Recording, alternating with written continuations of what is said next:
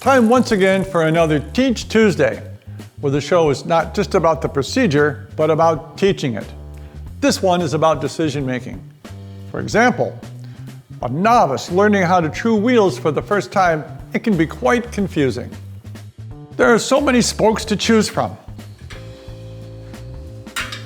Left side, right side, tighten or loosen. Sometimes it just feels easier to give up and flip a coin.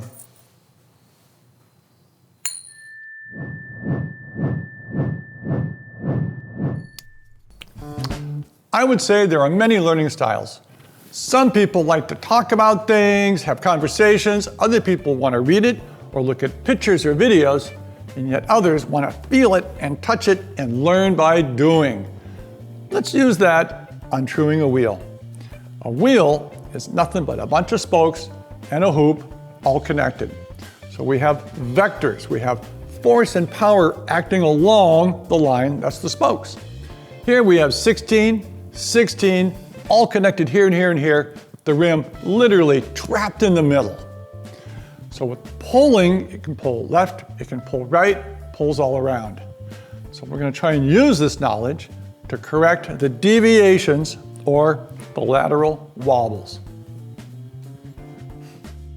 We spin the wheel and look for our worst lateral deviation, the worst wobble. It seems to be right through here.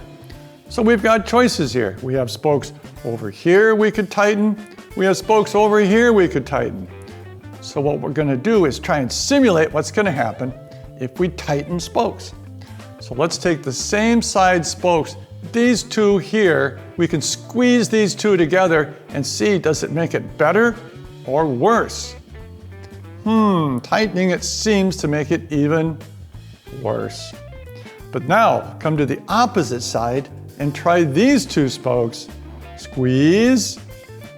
Oh, it seems to make it better. So what we want to do is increase the tension on this side in just this area a little bit. Spokes and nipples are right-hand threaded. So from this perspective, like the back, like you're tightening or loosening a screw, righty-tighty, lefty-loosey. Righty-tighty, lefty-loosey. But it's all about the perception, because when you're above it, it can seem like tightening would be loosening or loosening would be tightening. But it is righty-tighty, lefty-loosey from this perception. Got it?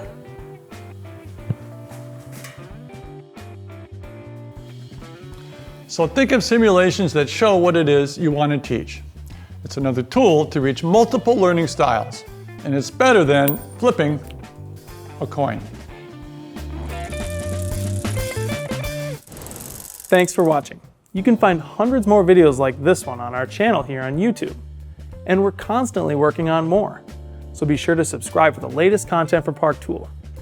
And check out our website, which has even more content to help you make your bike better.